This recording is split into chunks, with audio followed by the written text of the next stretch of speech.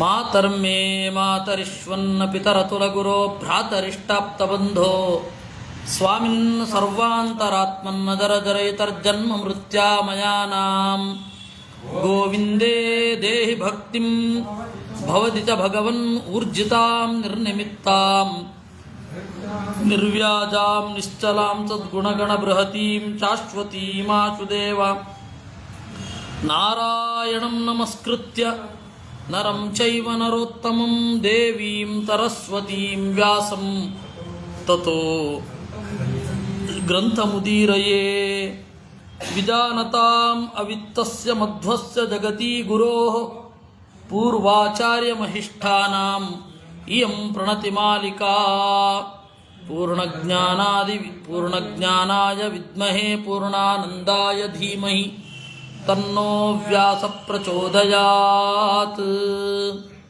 42 ಅಧ್ಯಾಯವನ್ನು ಸ್ಥೂಲವಾಗಿ ನೋಡಿದ್ವಿ.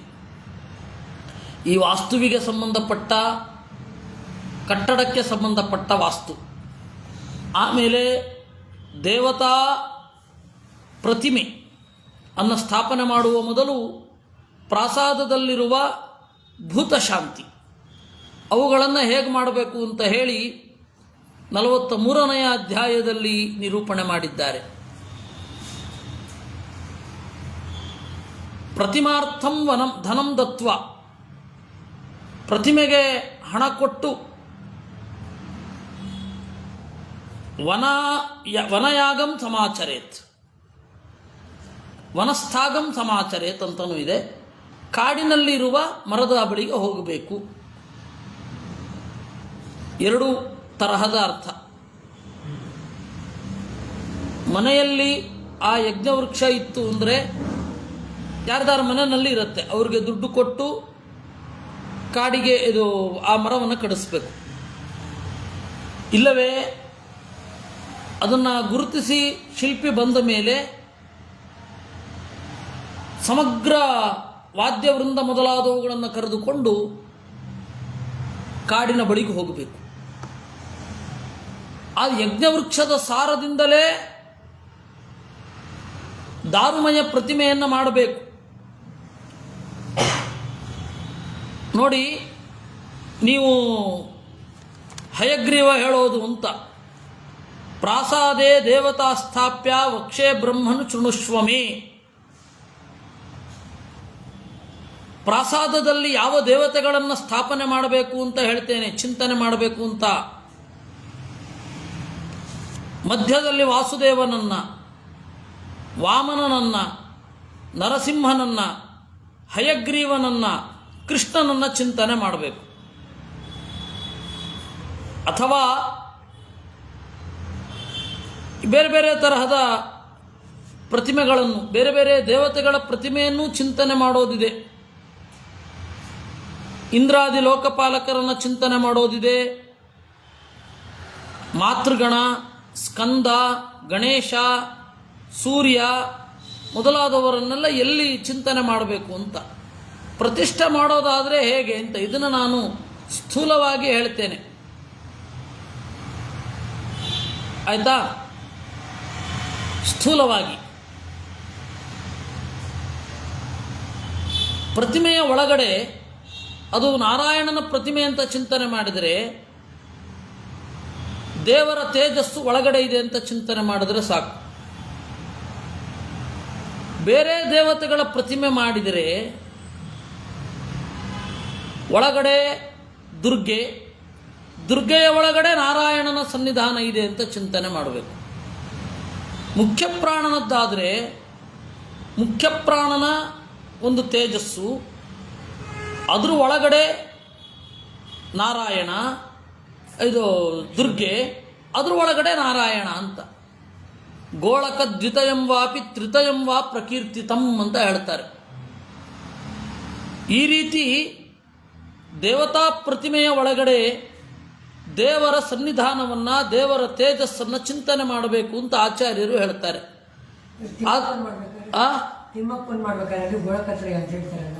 ಗೋಳಕತ್ರೆ ಇಲ್ಲಪ್ಪ, ಒಂದೇ ಲಕ್ಷ್ಮೀ ನಾರಾಯಣನ ಪ್ರತಿಮೆ ಆಗಿದ್ರೆ ಇದರೊಳಗಡೆ ದೇವರಿದ್ದಾನಷ್ಟೆ. ಇವರೆಲ್ಲ ಏನೇನು ಹೇಳ್ತಾರೆ, ತಂತ್ರಶಾಸ್ತ್ರ ಎಲ್ಲ ಜ್ಞಾನ ಇಲ್ಲ, ಬಿಟ್ಬಿಡಿ ಅವರು. ನನಗೇನೂ ಐಡಿಯಾ ಇಲ್ಲ. ಇನ್ನು ಪ್ರತಿಮೆ, ದೇವರ ಪ್ರತಿಮೆ ಆದರೂ ಕೂಡ ಆ ಪ್ರತಿಮೆಯ ಆಕಾರದಲ್ಲಿ ವಾಯುದೇವರನ್ನು ಚಿಂತನೆ ಮಾಡಿ ಆಮೇಲೆ ಪರಮಾತ್ಮನನ್ನು ಚಿಂತನೆ ಮಾಡೋ ಕ್ರಮ ಅದು ಹಾಗಿದೆಯಾ? ಇಲ್ಲ, ಆ ಮಧ್ವರು ಆ ರೀತಿ ಹೇಳಿ, ತಂತ್ರಸಾರ ಸಂಗ್ರಹದಲ್ಲಿ ಹೇಳಿ. ಮತ್ತೆ ವಿಷ್ಣು ಪ್ರತಿಮೆ ಆಗಿದ್ರೆ ಆ ರೀತಿ ಮಾಡೋ ಹಾಗಿಲ್ಲ.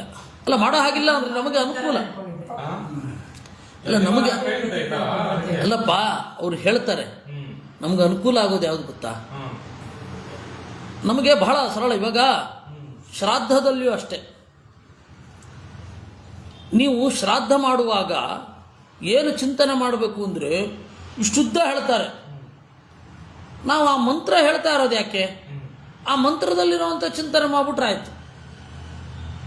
ವಸುರೂಪಂ,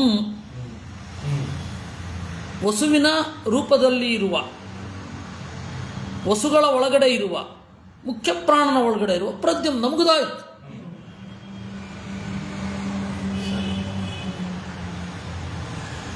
ಇಷ್ಟನ್ನ ಚಿಂತನೆ ಮಾಡಿದ್ರೆ ಆಯಿತು. ಆಮೇಲೆ ಸಂಕರ್ಷಣನ ಒಳಗಡೆ ಇರುವಂತಹ, ಪ್ರಾಣನ ಒಳಗಡೆ ಇರುವಂತಹ ದೇವರು, ಅಥವಾ ಸಂಕರ್ಷಣ ಒಳಗಡೆ ಅಲ್ಲ, ರುದ್ರನಲ್ಲಿ ಒಳಗಡೆ ಇರುವ ಮುಖ್ಯ ಪ್ರಾಣ ಒಳಗಡೆ ಇರುವ ಸಂಕರ್ಷಣ. ಆ ಮಂತ್ರವನ್ನು ಕೇಳಿಸ್ಕೊಂಡು ಹೋಗ್ತಾ ಅದ್ರ ಮೂಲಕ ಚಿಂತನೆ ಮಾಡಿಬಿಟ್ರೆ ಆಯಿತು. ಕ್ಲೇಶ ಯಾಕೆ ಅಂತ ಪ್ರಶ್ನೆ. ನಾನು ಬೈತಾ ಇಲ್ಲ, ಅದನ್ನು ಬೇಡ ಅಂತ ಹೇಳ್ತಾ ಇಲ್ಲ. ನಿಮಗೆ ಹಾಗೆ ಮಾಡಲಿಕ್ಕಾದ್ರೆ ಮಾಡಿ, ಸುಲಭ ಯಾವುದು ಅಂತ ನೋಡಿ. ಈಗ ಎಷ್ಟು ಕಷ್ಟ. ಮಧ್ವರು ಏನು ಹೇಳಿದ್ರು ಸುಲಭವಾಗಿ ಹೇಳಿದ್ದಾರೆ. ಈಗ ಸಾಳಗ್ರಾಮದಲ್ಲಿ ದೇವರಿದ್ದಾನೆ, ಮುಗಿದೋಯ್ತು. ಸಾಳಗ್ರಾಮ ಇದೆ, ಯಾವ ಸಾಳಗ್ರಾಮ ಅಂತ ಇದೆ ಅದರೊಳಗಡೆ ಆ ದೇವರಿದ್ದಾನೆ, ಮುಗಿದೋಯ್ತು. ಇದನ್ನು ಚಿಂತನೆ ಮಾಡೋದು ಹೇಗಿದೆ? ನಾವೇನು ಮಾಡ್ತಾ ಇದ್ದೀವಿ ಈಗ? ಸಾ ಆ ಪದ ಎಷ್ಟೋ, ಆ ಪದ ಎಷ್ಟು ಸಂಖ್ಯೆಯನ್ನು ಹೇಳುತ್ತೋ ಅದು. ಳ ಅದು ಎಷ್ಟೋ ಸಂಖ್ಯೆಯನ್ನು ಹೇಳುತ್ತೆ ಅಷ್ಟು. ಗ್ರ ಎಷ್ಟು ಅದು ಇರಬಹುದು, ದೊಡ್ಡವರು ಮಾಡಿ. ಆದರೆ ನಮ್ಮ ಕೈಲಾಗತ್ತಾ? ಅದನ್ನು ನೋಡಬೇಕಾಗತ್ತೆ. ಅಷ್ಟೇ, ಮುಗೀತು. ಮುಖ್ಯವಾಗಿ ನಮ್ಮಲ್ಲಿ ಹೊರಗಡೆ ದೇವರು ಸನ್ನಿಹಿತನಾಗಿದ್ದಾನೆ. ಆರಂಭದಲ್ಲಿ ಅಂತ್ಯದಲ್ಲಿ ಪ್ರಾಣ ಪ್ರತೀಕದಲ್ಲೇ ಚಿಂತನೆ ಮಾಡ್ತೇವೆ. ಮಧ್ಯದಲ್ಲಿ ಈ ಪ್ರತಿಮೆ ಒಳಗಡೆ ದೇವರಿದ್ದಾನೆ, ಅಷ್ಟೇ ಸಾಕಲ್ಲ. ಯಾಕೆ ಒದ್ದಾಟ? ನಮಗೆ ಯಾವ್ದು ಅನುಕೂಲವೋ, ಇವಾಗ 2 ಕೈಯೋ 4 ಕೈಯೋ ಅಂದರೆ ನಿಮಗೆ ಯಾವುದು ಅನುಕೂಲವೋ ಅದನ್ನು ಮಾಡ್ರಪ್ಪ. ನಿಮಗೆ ಧ್ಯಾನಕ್ಕೆ ಬರಬೇಕಷ್ಟೆ, ಅಷ್ಟು ಬಿಟ್ಟು ಮತ್ತೇನೂ ಇಲ್ಲ. ಧ್ಯಾನಾನುಕೂಲ ಆಗಬೇಕು, ಇರಲಿ. ಇಲ್ಲಿಗೆ ಹಾಂ, ಹೀಲಿಯೋಸೆಂಟ್ರಿಕ್ ಜಿಯೋಸೆಂಟ್ರಿಕ್ ಅಂತ ಈಗ ನಾವು ಈಗ ಆಕಾಶವನ್ನು ನೋಡಿ ಯಾವ ಇದರಲ್ಲಿ ರಾಶಿಯಲ್ಲಿ ಇದ್ದೇವೆ ಅಂತ ನಾವು ಇಲ್ಲಿ ನಿಂತು ಅಲ್ಲಿ ನೋಡೋದು ಈಸಿ ಆಗುತ್ತೆ. ಹೌದು, ಅದೇ ನಾವು ಸೂರ್ಯ ಹೀಲಿಯೋಸೆಂಟ್ರಿಕ್ ಅಂದ್ರೆ ಸೂರ್ಯ ಅದೆಷ್ಟು ಕಷ್ಟ ಆಗುತ್ತೆ ಇಮ್ಯಾಜಿನ್ ಮಾಡಿ. ಹೌದು ಹೌದು ಹೌದು ಹೌದು. ಅದರಿಂದಾಗಿ ನಾವು ಹಾಗೆ ಮಾಡ್ತಾ ಇರೋದು, ಎಲ್ಲವೂ ನಮ್ಗೆ ಅನುಕೂಲವಾಗಿಯೇ ಮಾಡ್ತಾ ಇರೋದು. ಇವಾಗ ಗ್ರಹಣ ತೋರೋದು ನಮ್ಗೆ ಅನುಕೂಲವಾಗಿ ಇಲ್ಲಿ ಅಂತ ಇಟ್ಕೊಂಡು ಮಾಡ್ತಾ ಇರೋದಲ್ವಾ. ಯಾವುದರಿಂದ ಗ್ರಹಣ ಗೋಚರ ಆಗುತ್ತೆ, ಯಾವುದು ಗ್ರಹಣ ಅಕ್ಯುರೇಟ್ ಆಗಿ ಯಾವ ಗಣಿತ ಹೇಳುತ್ತೆ ಆ ಗಣಿತವನ್ನು ಉಳಿದದಕ್ಕೂ ಅನ್ವಯಿಸಿ, ಮುಗೀತು. ಇಲ್ಲಿ ನೀವು 10ನೇ ಶ್ಲೋಕ ನೋಡಿ. ಇನ್ನು ಹೇಳಬೇಕು ಅಂತಂದರೆ ಮೃನ್ಮಯಿ 9ನೇ ಶ್ಲೋಕದ ಅರ್ಧ ಭಾಗದಿಂದ ಶುರು. ಮೃನ್ಮಯಿ ದಾರುಘಟಿತ ಲೋಹಜ ರತ್ನಜಾ ತಥಾ ಶೈಲಜಾ ಗಂಧಜಾ ಚೈವ ಕೌಸುಮಿ ಸಪ್ತಧಾ ಸ್ಮೃತ. ಕೌಸುಮಿ ಗಂಧಜಾ ಮೃನ್ಮಯಿ ಪ್ರತಿಮಾ ತಥಾ. ನೋಡಿ, ಪ್ರತಿಮೆ ಇಷ್ಟೊಂದು ತರಹ ಇದೆ. ಮೊದಲನೆಯದ್ದು ಮೃನ್ಮಯಿ, ಮಣ್ಣಿನ ಪ್ರತಿಮೆಯನ್ನು ಇಟ್ಕೊಳ್ಬಹುದು, ಏನು ತೊಂದರೆ ಇಲ್ಲ. ಆದರೆ ಅಭಿಷೇಕಾದಿಗಳನ್ನು ಮಾಡಲಿಕ್ಕಾಗಲ್ಲ. ಮಣ್ಣಿನ ಪ್ರತಿಮೆಯಲ್ಲಿ ಸಮಸ್ಯೆ ಏನು ಅಂದರೆ ಅಭಿಷೇಕಾದಿಗಳನ್ನು ಮಾಡಲಿಕ್ಕಾಗಲ್ಲ. ನಮ್ಮ ವಿದ್ಯಾಪೀಠದ ಒಬ್ಬ ವಿದ್ಯಾರ್ಥಿ ಆ ಪಂಚಾಮೃತಾಭಿಷೇಕ ಮಾಡಿಸ್ಬಿಟ್ಟಿದ್ದಂತೆ ಆ ಗಣಪತಿ ಚೌತಿ ದಿವಸ. ತೀರ್ಥದಲ್ಲಿ ಸೊಂಡ್ಲು ಬಂತಂತೆ. ಹಾಗಾಗಬಾರ್ದಲ್ವ. ಅದರಿಂದಾಗಿ ಮೃನ್ಮಯಿ ಇನ್ನೊಂದು ದಾರುಘಟಿತ. ದಾರುಘಟಿತ ಅಂದರೆ ಮರದಲ್ಲಿ ಕೆತ್ತಿದ್ದನ್ನು ಆರಾಧನೆ ಮಾಡಬಹುದು. ಅಲ್ಲಿಯೂ ಇದೆಲ್ಲ ಕಷ್ಟವೇ, ಅಭಿಷೇಕಾದಿಗಳೆಲ್ಲ ಕಷ್ಟವೇ. ಲೋಹದಲ್ಲಿ ಪಂಚಲೋಹದ ಮೇಳನದಲ್ಲಿ ಆಗಿರೋದು. ಆಮೇಲೆ ರತ್ನಜ, ಆಮೇಲೆ ಶೈಲಜ, ಶಿಲೆಯಿಂದ ಹುಟ್ಟಿದ್ದು. ಗಂಧಜ, ಒಂದು ಗಂಧವನ್ನು ಒಳ್ಳೆ ಪರಿಮಳವಾದ ಗಂಧ ಬಂದಾಗ, ಪರಿಮಳಿತವಾದ ಗಂಧ ಬಂದಾಗ ಅದರಲ್ಲಿ ದೇವರನ್ನು ಚಿಂತನೆ ಮಾಡೋದು. ಇದು ಬಹಳ ಕಷ್ಟ. ಇದು ತಂತ್ರದಲ್ಲಿ ಮಾತ್ರ. ಅಲ್ಲ, ಗಂಧದ ಇದರಿಂದ ಅಂತ ಹೇಳ್ತಾ ಇದ್ದಾರಾ ಅಥವಾ ಹಾಗ? ಅಲ್ಲ, ದಾರುವನ್ನೆಲ್ಲ ಬಂದ್ಬಿಡ್ತಲ್ಲ. ದಾರು ಬಂದು ಮತ್ತೆ ಸರಿ. ಹಾಗಲ್ಲ. ಆಮೇಲೆ ಮೃಣ್ಮಯನೂ ಬಂದಿದೆ. ಮೃಣ್ಮಯನೂ ಬಂದಿದೆ. ಇದು ಅದರಿಂದಾಗಿ ನೀವು ಸುಗಂಧ, ಒಳ್ಳೆ ಸುಗಂಧಭರಿತವಾದ ಜಾಗಕ್ಕೆ ಹೋದಾಗ ಅಲ್ಲಿ ಇರುವ ಗಂಧದಲ್ಲಿಯೇ ಒಂದು ಆಕೃತಿಯನ್ನು ಚಿಂತನೆ ಮಾಡಿ ಪೂಜೆ ಮಾಡೋದು. ಅದು ಬಹಳ ಕಷ್ಟ. ಅಮೂರ್ತ ಟು ದ ಕೋರ್. ಅದು ಅಮೂರ್ತ ಅಂದರೆ ಅಮೂರ್ತ.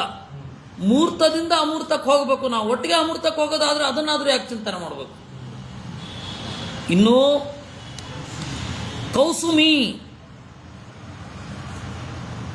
ಹೂವಿನಲ್ಲಿ ದೇವರ ಚಿಂತನೆ, ಹೂವು ಅರಳೋದು, ಇದರಲ್ಲಿ ದೇವರ ಚಿಂತನೆ ಮಾಡಿ ಆ ಹೂವು ಬಾಡೋದು. ಓ, ದೇವರು ಇಲ್ಲಿಂದ ಹೊರಟ ಅಂತನ್ನುವ ಚಿಂತನೆ. ಇದು ಬಹಳ ವಿಶಿಷ್ಟ ತಂತ್ರ. ಈ ತಂತ್ರವನ್ನು ಇವತ್ತು ಯಾರು ಪ್ರಾಕ್ಟೀಸ್ ಮಾಡೋರು ನಮ್ಮ ಕಣ್ಮುಂದೆ ಅಂತೂ ಇಲ್ಲ. ಹೂವಿದೆಯಲ್ಲ, ಹೂವನ್ನು ಬೆಳಗ್ಗಿನಿಂದ ನೋಡ್ತಾ ಇರೋದು. ಅದು ಹೂವು ಅರಳಿತು. ಹೂವು ಅರಳುವಾಗ ಓ, ದೇವರ ಸನ್ನಿಧಾನ ಆಗಿ ಅರಳುತ್ತಾ ಇದೆ, ಇಲ್ಲಿ ದೇವರು ಈಗ ಬಂದು ಆವಾಹಿತನಾಗಿದ್ದಾನೆ ಅಂತ ಮಂತ್ರಾದಿಗಳನ್ನು ಚಿಂತಿಸಿ ಅಲ್ಲಿ ಪೂಜಾದಿಗಳನ್ನು ಮಾಡಿ ಆಮೇಲೆ ಆ ಹೂವು ಸಂಜೆ ಅಷ್ಟೊತ್ತಿಗೆ ಬಾಡ್ಲಿಕ್ಕೆ ಶುರು ಆಗುತ್ತಲ್ಲ, ದೇವರು ಯಥಾಸ್ಥಾನವಾಗಿ ಹೊರಟಿದ್ದಾನೆ ಅಂತ ಚಿಂತನೆ ಮಾಡೋದು. ಬಂದು ಹೊರಟ. ನಾವು ಆವಾಹನೆ ಮಾಡಿ ನಾವು ಉದ್ವಾಸನೆ ಮಾಡೋದಕ್ಕಿಂತ ಈ ತರಹದ್ದೊಂದು ತಂತ್ರಶಾಸ್ತ್ರದ ಚಿಂತನೆಯೂ ಇದೆ. ಇದು ಬಹಳ ಕಷ್ಟ ಮಾಡೋದು. ಇನ್ನು ಮೃಣ್ಮಯಿ ಪ್ರತಿಮಾ ತಥ, ಅದೇ ಈ ತರಹದ್ದು ಮೃಣ್ಮಯವಾದ ಪ್ರತಿಮೆಗಳು, ಇದೆಲ್ಲ ದೇಹಕ್ಕೆ ಸಂಬಂಧಪಟ್ಟದ್ದು. ಇನ್ನು ಇಲ್ಲಿ ಏನಿದೆ ಇದಲ್ಲದೆ, ಇದು ಭೂಮಿ ಅಂತ ಒಂದು, ಇಡೀ ಭೂಮಿ ಅಂತ ಒಂದು ತೆಗೊಂಡು ಇನ್ನೂ ತರಹದ ಸಂಗತಿಯನ್ನು ಭಾಗವತ ಏಕಾದಶ ಸ್ಕಂಧದಲ್ಲಿ ಹೇಳಿದ್ದಾರೆ. ನೀರಿನಲ್ಲಿ ದೇವರ ಪೂಜೆ ಮಾಡೋದು, ಅಲ್ಲಿ ಸ್ನಾನ ಮಾಡ್ತಾ ಇದ್ದೀವಿ, ದೇವರು ಬಂದು ನಮ್ಮ ಮೈಯನ್ನು ತೋಯಿಸ್ತಾ ಇದ್ದಾನೆ ಅಂತ ಚಿಂತಿಸೋದು. ಅದಕ್ಕಾಗಿ ನೀರಿನಲ್ಲಿ ಮಲಮೂತ್ರಾದಿಗಳನ್ನು ವಿಸರ್ಜನೆ ಮಾಡಬೇಡಿ. ನದಿಯಲ್ಲಿ ಆ ತರಹದ ತಪ್ಪು ಮಾಡಿದರೆ, ಕೊಳೆಯನ್ನು ಬಿಟ್ಟರೆ ಇಷ್ಟು ಶಿಕ್ಷೆ ಆಗತ್ತೆ ಅಂತ ಉಂಟು. ಆಮೇಲೆ ಗಾಳಿಯಲ್ಲಿ ಚಿಂತನೆ ಮಾಡೋದು ಅಂತಂದರೆ, ದೇವರು ಗಾಳಿಯಲ್ಲಿ ಅಂದರೆ ಮುಖ್ಯ ಪ್ರಾಣನಲ್ಲಿ ಸನ್ನಿಹಿತನಾಗಿದ್ದಾನೆ ಅಂತ ಚಿಂತನೆ ಮಾಡೋದು. ಆಮೇಲೆ ಆಕಾಶದಲ್ಲಿ ಅಂದರೆ ಹೃದಯಾಕಾಶದಲ್ಲಿ, ಮತ್ತು ಎದುರುಗಡೆ ಇರುವ ಗುರುಗಳಲ್ಲಿ, ಹೀಗೆ ಬೇರೆ ಬೇರೆ ಚಿಂತನೆಗಳು. ಜಂಗಮ ಮತ್ತು ಸ್ಥಾವರ ಜೀವರಲ್ಲಿ ದೇವರನ್ನು ಚಿಂತನೆ ಮಾಡೋದೇನಿದೆ ಅದೆಲ್ಲ ಇದು. ಕಣ್ಮುಚ್ಕೊಂಡ್ರೆ ನಮ್ಗೆ ಸ್ಪಷ್ಟವಾಗಿ ಅದು ಕಾಣಬೇಕು ಮನಸ್ಸಲ್ಲಿ. ಕಾಣ್ಬಿಟ್ಟು ಅವಾಗ ನಾವು ಅದಕ್ಕೆ ಏನು ಬೇಕಾದ್ರೆ ಮಾಡ್ಬೋದು. ಆದರೆ ಸಾಮಾನ್ಯವಾಗಿ ನಮಗೆ ಪ್ರತಿಮಾಭ್ಯಸ್ತವಾಗಿದೆ ಈಗ. ಅದನ್ನು ಬಿಡಬೇಕು ಅಂದರೆ ಪ್ರತಿಮೆಯಲ್ಲಿ ಬೇಗ ಪೂಜೆ ಮುಗಿಸಿ ಉಳಿದಂತೆ ಧ್ಯಾನ ಮಾಡಿ, ಆ ತರಹ ಮಾಡಿಕೊಂಡು ನಿಧಾನವಾಗಿ ಇದನ್ನು ಬಿಡ್ತಾ ಬನ್ನಿ ಅಂತ. ಹೀಗೆ ಈ ರೀತಿ ಇದೆ. ಅಥ ಶೈಲಮಯೀಂ ವಕ್ಷ್ಯೆ ಶಿಲಾ ಯತ್ರತೆ ಗೃಹ್ಯತೆ. ಆಮೇಲೆ ಶೈಲಿ ಅಂದರೆ ಶಿಲೆಗೆ ಸಂಬಂಧಪಟ್ಟದ್ದು. ಪರ್ವತಾನಾಂ ಅಭಾವೇತು ಗೃಹೀಯಾತ್ ಭೂಗತಾಂ ಶಿಲಾಂ. ನಮ್ಮೂರಿನ ಸುತ್ತ ಪರ್ವತವೇ ಇಲ್ಲ ಅಂತ ಇಟ್ಕೊಳ್ಳೋಣ. ಅವಾಗೇನು ಮಾಡಬೇಕು? ಭೂಮಿಯಲ್ಲಿರುವ ಕಲ್ಲನ್ನೇ ತಗೊಳ್ಳಿ, ತೊಂದರೆ ಇಲ್ಲ ಅಂತಾರೆ. ಪಾಂಡುರ ಹೆರುಣಾ ಪೀತ ಕೃಷ್ಣಾಶಸ್ತಾತು ವರ್ಣಿತಾನ್. ಕೆಲವೊಮ್ಮೆ ಪಾಂಡುರ ಬೆಳ್ಳಗಿನ ಶಿಲೆಯೂ ಒಳ್ಳೆಯದು, ಸುತ್ತಮುತ್ತ ಏನು ಇಲ್ಲೋದ್ರೆ ಅಂತ ಮಾಡೋದು. ಅದಕ್ಕೆ ಉತ್ತರದ ಕಡೆ ಬಿಳಿ ಶಿಲೆಯನ್ನು ಪ್ರತಿಮೆಯನ್ನಾಗಿ ಮಾಡ್ತಾರೆ, ಅಮೃತ ಶಿಲೆಯಲ್ಲಿ ಕೆತ್ತಿದ ದೇವರು ಅಂತ. ಮಾಡಬಾರ್ದೆ? ಮಾಡಬಹುದು. ಯಾಕೆಂದರೆ ಅಲ್ಲಿ ಈ ಕಪ್ಪು ಶಿಲೆ ಸಿಗಲ್ಲ. ಆದರೆ ಇಲ್ಲಿ ತಂದು ಮಾಡೋ ಅಗತ್ಯ ಇಲ್ಲ. ಮಾಡಿದ್ದಾರೆ, ಮಾಡಬಾರದು ಅಂತ ಹೇಳ್ತಾ ಇಲ್ಲ. ಆದರೆ ನಮಗೆ ಇಲ್ಲಿಯದ್ದು ಪರಿಸರ ಹೇಗಿರುತ್ತೆ ಅಂದರೆ ಆ ಕಪ್ಪನ್ನೇ ನೋಡಿ ಅಭ್ಯಾಸ ಆಗಿರುತ್ತೆ. ಇನ್ನು ಅರುಣ ಕೆಂಪು ಶಿಲೆಯೂ ಕೂಡ ಚೆನ್ನಾಗಿರುತ್ತೆ. ಪೀತ ನಸು ಹಳದಿ, ಕೃಷ್ಣ ಕಪ್ಪು, ಹೀಗೆ ಇಷ್ಟು ಬಣ್ಣಗಳಿರೋದನ್ನು ನಾವು ಸ್ವೀಕಾರ ಮಾಡಬಹುದು ಪ್ರತಿಮೆಗೆ ಅಂತ. ಅರುಣ ಅಂದ್ರೆ ಯಾವುದು? ಕೆಂಪು. ಅಂದ್ರೆ ಈ ಅರುಣ. ಅದೇ ಹಿ ಅರುಣ. ನಯದಾ ಲಭ್ಯತೆ ಸಮ್ಯಕ್ ವರ್ಣಿಗಾಂ ವರ್ಣತಃ ಶಿಲಾ ವರ್ಣಾದ್ಯಾಪಾದನಂ ತತ್ರ ಜುಹುಯಾತ್ ಸಿಂಹ ವಿದ್ಯೆಯ. ಆದರೆ ಬಣ್ಣನೇ ಯಾವ ಬಣ್ಣವೂ ಸ್ಪಷ್ಟವಾಗಿಲ್ಲ. ಅವಾಗ ನೀವು ಬಣ್ಣವನ್ನು ಹೊರಗಡೆಯಿಂದ ಅಪ್ಲೈ ಮಾಡಿ ಅಂತ ಹೇಳ್ತಾ ಇದ್ದಾರೆ. ಆದರೆ ಆ ತರಹದ್ದು ಮೂರ್ತಿ ನಾನು ಇನ್ನೂ ನೋಡಿಲ್ಲ. ಎಲ್ಲಿ ಬಣ್ಣ ಇಲ್ಲ ಸ್ಪಷ್ಟವಾಗಿ ಅಲ್ಲಿ ಹೊರಗಡೆಯಿಂದ ಅಪ್ಲೈ ಮಾಡಿದ್ದನ್ನು ನಾನು ನೋಡಿಲ್ಲ. ಅಲ್ಲಿ ಯಾವ ರೀತಿ ಹೋಮಾದಿ ಪ್ರಕ್ರಿಯೆಗಳು ನನಗದು ಗೊತ್ತೂ ಇಲ್ಲ. ಅಗ್ನಿಪುರಾಣದಲ್ಲೇ ಮೊದಲು ಓದಿದ್ದು. ಸಿದ್ಧಿವಿನಾಯಕ ಹಾಂ ಮುಂಬೈ ಹಾಂ ಕೆಂಪು ಪೇಂಟ್ ಕೊಟ್ಟಿದ್ದಾರೆ. ಹೌದಾ, ಹೊಡಿತಾರ? ಅಲ್ಲ, ಅಂದರೆ ಕೆಂಪು ಪೇಂಟ್ ಹೊಡಿಬೋದು, ಆದರೆ ಏನು ಹೋಮ ಮಾಡಿದ್ರು, ಹೋಮದ ಪ್ರಕ್ರಿಯೆಯಲ್ಲಿ ಅದು ಗೊತ್ತಿಲ್ಲ ಅಲ್ಲ. ಶಿಲಾಯಾಂ ಶುಕ್ಲರೇಖಾಗ್ವ್ಯಾ ಕೃಷ್ಣಾಜ್ಞಾ ಸಿಂಹ ಹೋಮತಃ. ಶಿಲಾಯಾಂ ಶುಕ್ಲರೇಖಾ, ಬಣ್ಣದಲ್ಲಿ ನೀವು ಬಿಳಿ ಬಣ್ಣವನ್ನು ಹೊಡೆಯೋದಾದರೆ, ಕಪ್ಪು ಬಣ್ಣವನ್ನು ಹೊಡೆಯೋದಾದರೆ ಸಿಂಹ ಹೋಮವನ್ನು ಅಂದರೆ ನರಸಿಂಹ ಮಂತ್ರದಿಂದ ಹೋಮ ಮಾಡಬೇಕು ಅಂತಾರೆ. ಅದು ಯಾಕೆ ಮಾಡಬೇಕು ನನಗೆ ಗೊತ್ತಿಲ್ಲ. ಅದರ ಔಚಿತ್ಯ ಏನು ಅದು ನನಗೆ ಗೊತ್ತಿಲ್ಲ. ಆಮೇಲೆ ಇನ್ನೂ ಏನು ಅಂತ ಹೇಳಿದ್ರೆ, ನಮಗೆ ಇವಾಗಿರೋದು ಇದೆಯಲ್ಲ ಅಂತ ಹೇಳಿ ಒಂದು ಉದಾಸೀನವೂ ಇರುತ್ತೆ. ಇರುತ್ತೆ. ಕಾಂಸ್ಯ ಘಂಟಾ ನಿನಾದ ಸ್ಯಾತ್ ಪುಲ್ಲಿಂಗ ವಿಸ್ಫುಲಿಂಗಕಾಂ. ಅದನ್ನು ಟೆಸ್ಟ್ ಮಾಡಬೇಕು. ಯಾವುದ್ಯಾವುದೋ ಅಂದರೆ ಯಾವುದು ಸಿಗದೆ ಹೋದಾಗ ಏನು ಮಾಡಲಿಕ್ಕಾಗತ್ತೆ? ಯಾವ ಪ್ರತಿಮೆಯಿಂದ ನಾವು ಮಾಡಬೇಕು ಪ್ರತಿಮೆಯನ್ನು, ಯಾವ ಕಲ್ಲಿನಿಂದ ಯಾವ ಶಿಲೆಯಿಂದ ಯಾವ ಪ್ರತಿಮೆಯನ್ನು ಮಾಡಬೇಕು ಅಂತ. ಪುಂಶಿಲಾದಿಂದ ಮಾಡಬೇಕು ಅಂತ. ಪುಂಶಿಲಾ ಅಂದರೆ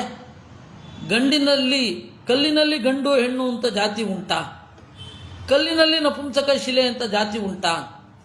ಜಾತಿ ಇಲ್ಲ, ಒಂದು ಲಕ್ಷಣ ಅಷ್ಟೇ. ಅದು ಪಾರಿಭಾಷಿಕ ಅಂತ ಕರೀತಾರೆ. ಇವಾಗ ನೀವು ದೊಡ್ಡ ದೊಡ್ಡ ಶಿಲ್ಪಕಲೆಗಳಿಗೆ ಹೋದರೆ ಅವ್ರು ಹೇಳ್ತಾರೆ ಕಲ್ಲು ನಿದ್ರೆ ಮಾಡ್ತಾ ಇದ್ದಾಗ ಎತ್ತಿದ್ದಿದ್ದು ಅಂತ. ಕಲ್ಲು ನಿದ್ರೆ ಮಾಡೋದು ಅಂದ್ರೇನು? ಯಾವ ಟೈಮಿನಲ್ಲಿ ಭಾರ ಕಡಿಮೆ ಆಗುತ್ತೆ ಅದು ಕಲ್ಲು ನಿದ್ರೆ ಮಾಡ್ತಾ ಇದೆ ಅಂತ ಅರ್ಥ. ಅವ್ರದ್ದೇ ಪರಿಭಾಷೆ. ಹಾಗಾದರೆ ನಾವು ನಿದ್ರೆ ಮಾಡ್ತಾ ಇದ್ದಾಗ ಭಾರ ಕಡಿಮೆ ಆಗ್ತೀವ ಜಾಸ್ತಿ ಆಗ್ತೀವ ಅಂದ್ರೆ ಅದಕ್ಕೆ ಉತ್ತರ ಇಲ್ಲ. ಅವ್ರದ್ದೊಂದು ಪರಿಭಾಷೆ. ಕಲ್ಲು ನಿದ್ರಿಸಿದರೆ ಹೀಗೆ ಭಾರ ಕಡಿಮೆ ಆಗತ್ತೆ.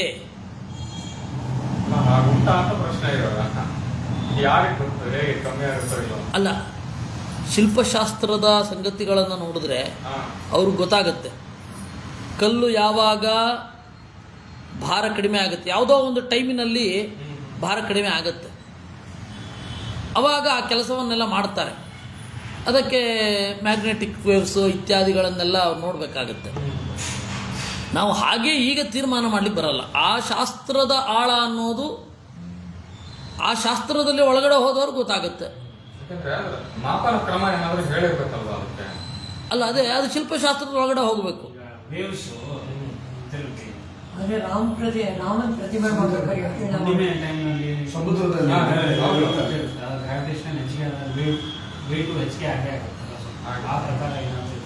ಅಲ್ಲ, ಆ ತರಹ ಏನೋ ಇರುತ್ತೆ. ನಮಗೆ ಆ ಶಾಸ್ತ್ರದಲ್ಲಿ ಆಳಕ್ಕೆ ಹೋಗಿಲ್ವಲ್ಲ, ಶಿಲ್ಪಶಾಸ್ತ್ರದ ಆಳಕ್ಕೆ ಹೋಗಿಲ್ಲ. ನಾವು ಹೆಂಗೆ ತೀರ್ಮಾನ ಮಾಡೋದು, ಹೇಗೆ ಹೇಳೋದು? ಯಾಕೆಂದರೆ ಪ್ರತಿಯೊಂದರಲ್ಲೂ ಏನೋ ಒಂದು ಸೂಕ್ಷ್ಮ ಇರುತ್ತೆ. ನಮಗದು ಇಲ್ಲಿಂದ ಹೆಂಗೆ ಗೊತ್ತಾಗುತ್ತೆ? ಪ್ರಕೃತಿಯ ಯಾವುದೋ ಒಂದು ವಿಚಿತ್ರ ಸಂಯೋಗದಿಂದ ಆ ತರಹ ಆಗತ್ತೆ. ಅದರಿಂದಾಗಿ ಪುಂಶಿಲ ಅಂದರೆ ಇದರೊಂದು ಲಕ್ಷಣ. ಇವಾಗ ನಾವು ಬೃಹದೀಶ್ವರ ಅಲ್ಲಿ ಹೋಗಿ ಎತ್ತಿದ್ದು ಯಾಕೆ ಅಲ್ಲಿ ಅಂತಂದರೆ ಅಷ್ಟು ಮರಳಿನ ಕಾರಿಡಾರ್ ಮಾಡಿದ್ರಂತೆ. ತಂಜಾವೂರಿನಲ್ಲಿ. ಅವಾಗ ಯಾವುದು ಲಿಫ್ಟ್ ಇರಲಿಲ್ಲ. ಹೇಗೆ ಎತ್ತಿದ್ರು ಅಲ್ಲಿ ಮೇಲ್ಗಡೆ ಹೇಗಿಟ್ರು, ಅಲ್ಲಿ ತನಕ ಮರಳಿನ ಕಾರಿಡಾರ್ ಮಾಡಿ ತೊಗೊಂಡೋಗಿಟ್ರು. ಆಮೇಲೆ ಅದನ್ನೆಲ್ಲ ತೆಗೆದು ಬಂದರು ಅಂತ. ಇನ್ನು ಕೆಲವರು ಹೇಳೋದು, ಇನ್ನು ಕೆಲವೊಂದು ಪ್ರತಿಮೆಗಳು ಹೇಗಾಗಿದೆ ಅಂದರೆ ಕಲ್ಲಿರುತ್ತೆ, ಅದನ್ನು ಕೆತ್ತಿ ಕೆತ್ತಿ ಕೆತ್ತಿ ಅಲ್ಲಿಂದ ಮೇಲ್ಗಡೆಯಿಂದಲೇ ಕೆಳಗಡೆ ತನಕ ಕೆತ್ತು ಬಿಡೋದು, ಕೆಳಗಡೆಯೇ ಪ್ರತಿಮೆ ಅದು ದೇವಸ್ಥಾನ ಮಾಡೋದು.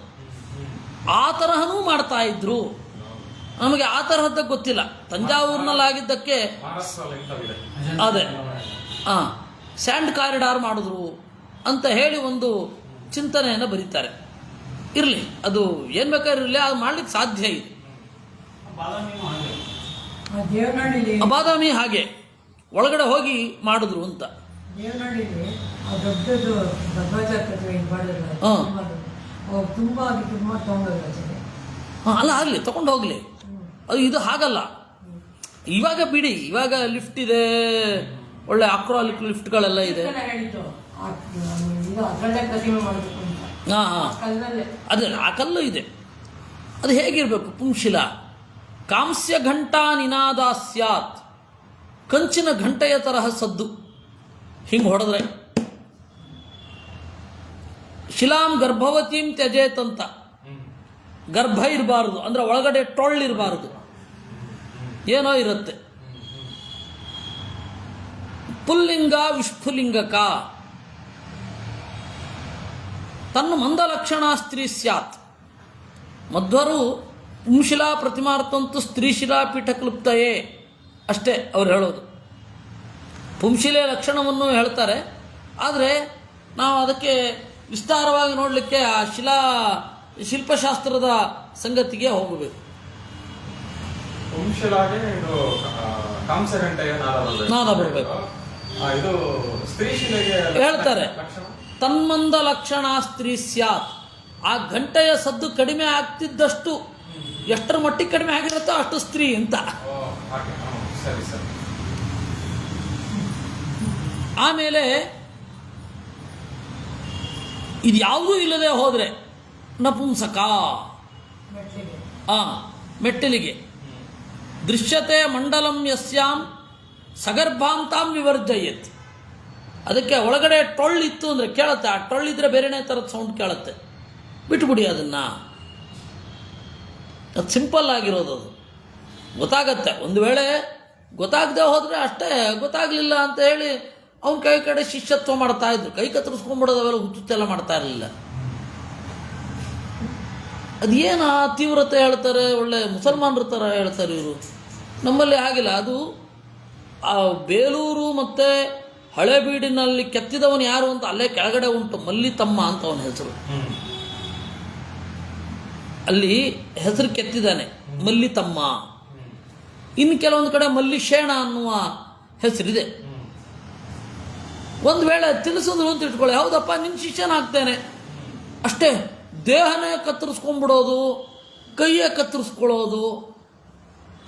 ಈ ಭಕ್ತ ಕುಂಬಾರ ನೋಡಿದಾಗ ಬೇಜಾರು ಮಾಡ, ಸ್ವಾರಸ್ಯ ಇಲ್ಲ ಅಂದ್ಬಿಟ್ರು.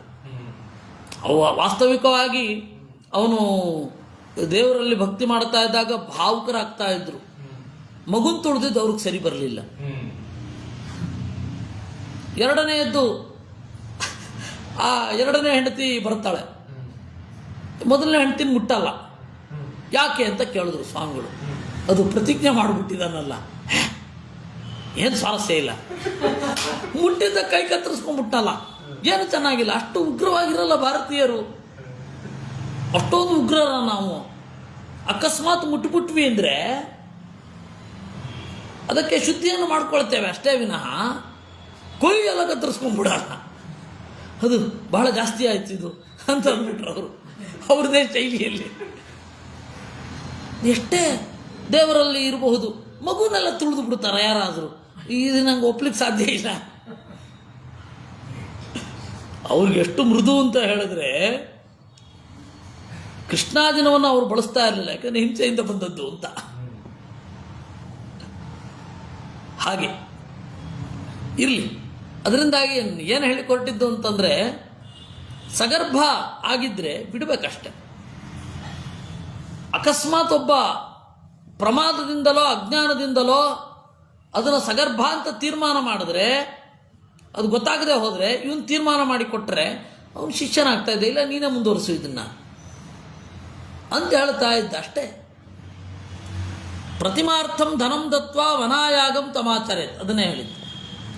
ಪ್ರತಿಮೆಗಾಗಿ ಹಣ ಕೊಟ್ಟು ಹೋಗಬೇಕು, ಅಂದರೆ ರಾಜ್ಯ ಶುಲ್ಕ ಅಂತ ಕೊಟ್ಟು ಹೋಗಬೇಕು. ಇಲ್ಲವೇ ಯಾರ್ದಾರು ಮನೆಯಲ್ಲಿತ್ತು ಅಂತಂದರೆ ಯಜ್ಞ ವೃಕ್ಷ, ಯಜ್ಞಕ್ಕೆ ಯೋಗ್ಯವಾದ ವೃಕ್ಷದಿಂದಲೇ ಮಾಡಬೇಕು. ಪ್ರತಿಮಾರ್ಥಂ ವ್ರಜನ್ ಪಂಚಧ್ವನಿಂ, ಇಲ್ಲ ನಾನು ಬೆಟ್ಟಕ್ಕೆ ಹೋಗೋದಿಲ್ಲ ದಾರುಮಯ ಪ್ರತಿಮೆ ಮಾಡ್ತೇನೆ ಅಂತಂದರೆ ಯಜ್ಞವೃಕ್ಷದ ಸಾರದಿಂದ ಮಾಡಬೇಕು. ಅಭಿಷೇಕ ಇತ್ಯಾದಿಗಳನ್ನು ಮಾಡಲಿಕ್ಕೆ ಕಷ್ಟ ಆಗ್ತದೆ, ಯಾಕೆಂತಂದರೆ ಅದು ಉಬ್ಬಿಕೊಳ್ಳೋದು, ಸ್ವೆಲ್ಲಿಂಗ್ ಬರೋದೆಲ್ಲ ಆಗಿಬಿಡತ್ತೆ. ಅದಕ್ಕೆ ಅದನ್ನು ಚೇಂಜ್ ಮಾಡಬೇಕು. ತತ್ರ ಖಾತ್ವೋಪಲಿಪ್ಯಾಥ ಮಂಡಪೇತು ಹರಿಮ್ಯಜೇತ್, ಅಲ್ಲಿ ಕೆಲವೊಂದು ಪ್ರಕ್ರಿಯೆಗಳಿದೆ. ಅಲ್ಲಿ ಬಲಿಯನ್ನು ಕೊಟ್ಟು ಆಮೇಲೆ ಅಗ್ಯುತ್ತಾರಣ ವಿಧಿಯನ್ನು ಮಾಡ್ತೇವೆ ಅಂತ ಚಿಂತನೆ ಮಾಡಿ, ಈ ಪ್ರತಿಮೆಯಲ್ಲೇ ಆಗಲಿ, ಲೋಹಮಯ ಪ್ರತಿಮೆಯಲ್ಲಾಗಲಿ, ದಾರುಮಯ ಪ್ರತಿಮೆಯಲ್ಲಾಗಲಿ ಕೆತ್ತಿದ್ರೆ ಏನು ಮಾಡಬೇಕು ಗೊತ್ತಾ? ಹಾಗೆ ಕೆತ್ತೋದೇ ಆದರೆ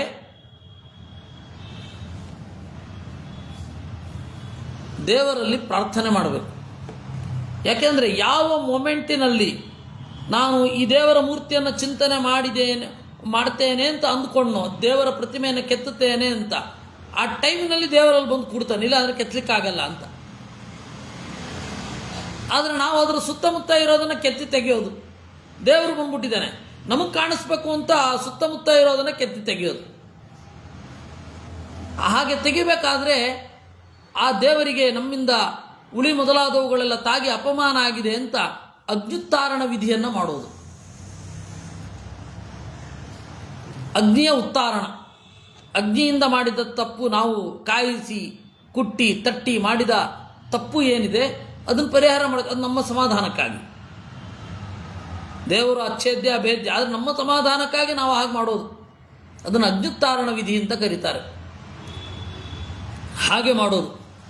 ರಕ್ಷಾಂ ಕೃತ್ವಾ ನೃಸಿಂಹೇನ ಮೂಲಮಂತ್ರೇಣ ಪೂಜಯೇತ್, ಅದರಲ್ಲಿ ಯಾವ್ಯಾವ ರೀತಿ ಅಂತ ಹೇಳ್ತಾರೆ.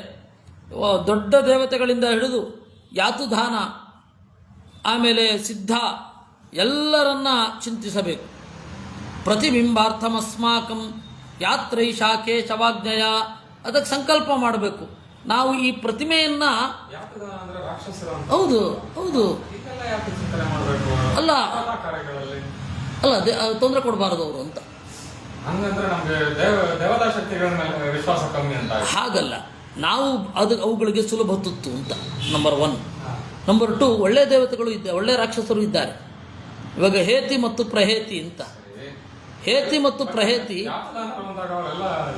ಇಲ್ಲ ಅಂದರೆ ಅದು ಒಂದಿಷ್ಟು ಗ್ರೂಪ್ ಇದೆ, ಒಂದು 20 ಜನ 30 ಜನ ತಗೋತಾರೆ. ಅವ್ರಿಗೆಲ್ಲ ನಾವು ಮಾಡಲೇಬೇಕು.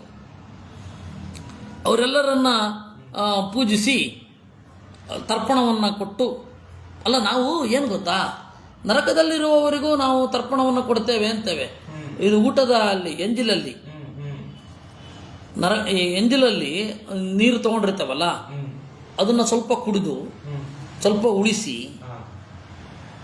ನರಕದಲ್ಲಿ ಯಾರು ಸಂಕಟ ಪಡ್ತಾ ಇದ್ದಾರೆ ಅವರಿಗೂ ಕೂಡ ಈ ಅನ್ನ ಈ ನೀರು ಅಕ್ಷಯವಾಗಿ ಹೋಗಲಿ ಅಂತ ಬಿಡ್ಲಿಕ್ಕುಂಟು. ಉತ್ತರಾಪೋಷಣ ಅಂತ ಅದನ್ನೇ ಹೇಳೋದು. ಅದು ಕಾರುಣ್ಯ ಅಷ್ಟೇ. ಆಮೇಲೆ ಇವ್ರು ನಮಗೆ ತೊಂದರೆ ಮಾಡದೇ ಇರಲಿ, ಮತ್ತು ಇವ್ರಿಗೂ ಕೂಡ ಈ ಭೂಮಿಯಲ್ಲಿ ನಾವು ಸಲ್ಲಿಸಿ ಬೇಕಾದದ್ದನ್ನು ಸಲ್ಲಿಸಿ ಮುಂದೆ ಹೋಗ್ತೇವೆ. ತೇಷಾಮಪಿ ಅವಿರೋಧೇನ ಬ್ರಹ್ಮಕರ್ಮ ಸಮಾರಭೆ, ಅವರಿಗೂ ಕೂಡ ವಿರೋಧವಾಗದಂತೆ ಬ್ರಹ್ಮಕರ್ಮವನ್ನು ಮಾಡ್ತೇನೆ, ಇದು ಇರೋದು. ದೇವರ ಕರ್ಮವನ್ನು ಮಾಡ್ತೇನೆ. ಅನೇನ ಬಲಿದಾನೇನ ಪ್ರೀತಾಭವತ ಸರ್ವಥಾ ಕ್ಷೇಮೇಣ ಗಚ್ಚತ ಅನ್ಯತ್ರ ಮುಕ್ತ್ವಾ ಸ್ಥಾನಮಿದಂ ತ್ವರಾತ್.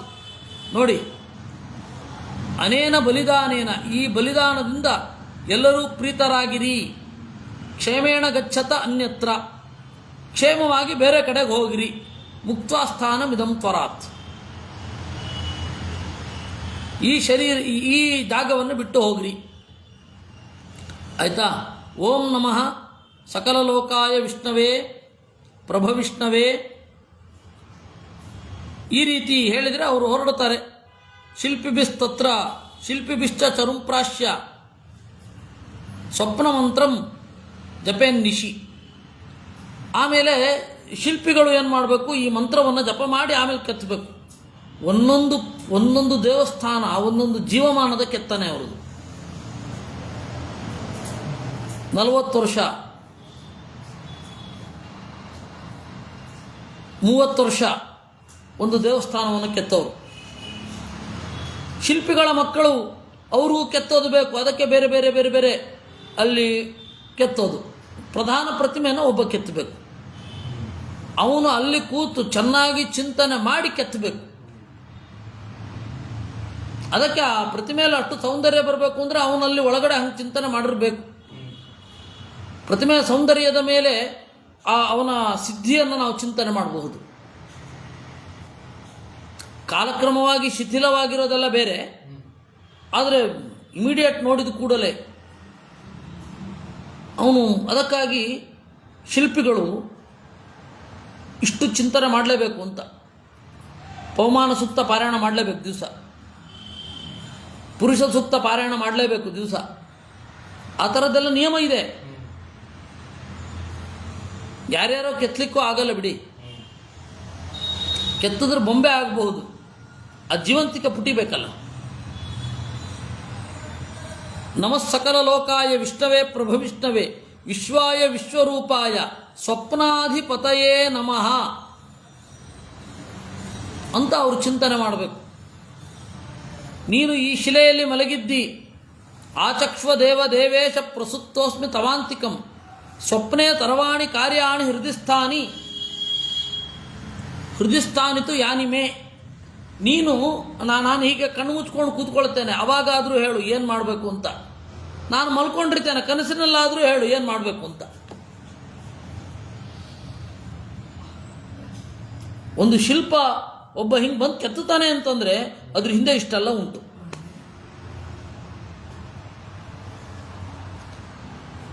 ಓಂ ಓಂ ಹ್ರೂಂ ಫಟ್ ವಿಷ್ಣವೇ ಸ್ವಾಹ ಶುಭೇ ಸ್ವಪ್ನೆ ಶುಭಂ ತರವಂ ಶಶುಭೇ ಸಿಂಹ ಹೋಮತಃ.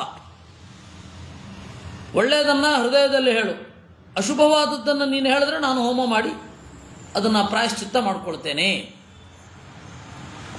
ಪ್ರಾತರರ್ಘ್ಯಂ ಶಿಲಾಯಾಂತು ದತ್ವಾಸ್ತ್ರೇಣ ಅಸ್ತ್ರಕಂ ಯಜೇತ್ ಕುದ್ದಾಲ ಟಂಕ ಶಸ್ತ್ರಾದ್ಯಂ ಮಧ್ವಾಜ್ಯಾಕ್ತ ಮುಖಂ ಚರೇತ್. ಆಮೇಲೆ ಇದಕ್ಕೆ ದೇವಸ್ಥಾನವನ್ನು ಇದೆಲ್ಲ ಮಾಡುವಾಗ ಜೇನುತುಪ್ಪವನ್ನು ಒಂದು ಸಣ್ಣದಾಗಿ ಲೇಪಿಸಿಕೊಂಡಿರಬೇಕಂತೆ, ಆಮೇಲೆ ಮಾಡಬೇಕು. ಉಳಿಗೆ, ಆಮೇಲೆ ಸನಿಕೆ ಮೊದಲಾದವುಗಳಿಗೆ ಈ ತರಹ ಮಾಡಬೇಕು ಅಂತ ಹೇಳ್ತಾರೆ. ಆತ್ಮಾನಂ ಚಿಂತೆಯೇದ್ ವಿಷ್ಣುಂ ಶಿಲ್ಪಿನಂ ವಿಶ್ವಕರ್ಮಿಣಂ ಶಸ್ತ್ರಂ ವಿಷ್ಣುತ್ಮಕಂ ದದ್ಯಾನ್ ಮುಖಪೃಷ್ಠಾದಿ ದರ್ಚಯೇತ್. ತನ್ನಲ್ಲಿ ದೇವರನ್ನ ಚಿಂತನೆ ಮಾಡಬೇಕು, ಪ್ರತಿಮೆಯಲ್ಲಿಯೂ ದೇವರನ್ನ ಚಿಂತನೆ ಮಾಡಬೇಕು, ಪ್ರತಿಮೆಯನ್ನು ಕೆತ್ತುವ ಉಳಿಯಲ್ಲಿಯೂ ದೇವರನ್ನ ಚಿಂತನೆ ಮಾಡಬೇಕು. ನನ್ನಲ್ಲಿ ನಿಂತು ದೇವರು ತನ್ನನ್ನು ರೂಪಿಸಿಕೊಳ್ತಾ ಇದ್ದಾನೆ, ತನ್ನ ಒಂದು ಮಾಡೆಲನ್ನು ನಮಗಾಗಿ ಕೊಡ್ತಾ ಇದ್ದಾನೆ ಅಂತ ಚಿಂತನೆ ಮಾಡಬೇಕು. ಇಷ್ಟು ಅದರ ಪ್ರಕ್ರಿಯೆ ಇದೆ. ಹೀಗೆ 43ನೆಯ ಅಧ್ಯಾಯ ಮುಗಿದಿದೆ. 44ನೆಯ ಅಧ್ಯಾಯ ಏನಿದೆ ಅದನ್ನು ನಾವು ಮುಂದಿನ ಬಾರಿ ನೋಡೋಣ. ಕೃಷ್ಣಾರ್ಪಣ. ಅನಂತ ವ್ರತಕ್ಕೆ ಈ ಶೇಷನನ್ನ ಮಾಡ್ತಾರಲ್ಲ ದರ್ಬೆಯಲ್ಲಿ ತುಂಬಾ ಚೆನ್ನಾಗಿ ಮಾಡ್ತಾರೆ. ಅದನ್ನ ಪೂಜೆ ಬಳಸಿದ್ಮೇಲೆ ಮತ್ತೆ ಅದನ್ನ ವಿಸರ್ಜನೆ ಮಾಡ್ಬೇಕಾ ಅಥವಾ ಇಟ್ಕೊಂಡು ಎಲ್ಲರ ಪೂಜೆ ಮಾಡ್ಬೋದಾ? ಅಲ್ಲ, ಏನಾಗುತ್ತೆ, ಅದನ್ನು ಇಟ್ಟುಕೊಂಡ್ರೆ ಅದು ಕ್ರಮೇಣ ಶಿಥಿಲ ಆಗ್ತಾ ಹೋಗುತ್ತೆ. ಅವಾಗಾದ್ರೂ ವಿಸರ್ಜನೆ ಮಾಡಲೇಬೇಕು.